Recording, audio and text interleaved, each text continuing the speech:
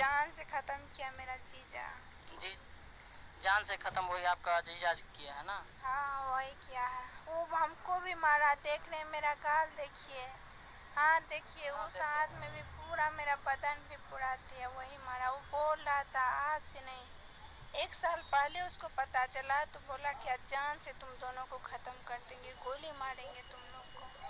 आप में और छोटू जी में जो है, ये जो प्रेम प्रसंग की बात है, ये कितना दिन से चल रहा था? 2 साल से चल रहा है। 2 साल से? तो उसके बारे में बताइए, 2 साल से जो कैसे शुरुआत हुआ? शुरुआत कैसे हुआ, एक तो मेरी फ्रेंड थी, लड़की थी। हम ऐसे अभी तक ज़िंदगी में किसी से नहीं किए, एक बचपन से लेके अभी तक जो है हम प्यार किसको कहता है, प्रेम किसको कहता है, हम अभी तक भी हमको पता नहीं है।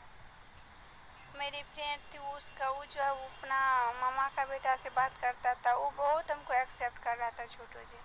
हम किसी भी कोई भी लड़का को एक्सेप्ट नहीं करते थे। हम बोलते थे प्यार किसको, प्रेम किसको कहता, हम नहीं कहेंगे, जो उसमें जाता धोखाबाज होता। वो ऐसे बहुत बोले थे। वो हमको बोले कि छोटू जी तुमसे बात करना चाहता। हम बोले मारवे करेंगे, जूता से मारेंगे उसको जो बात करेगा हमसे।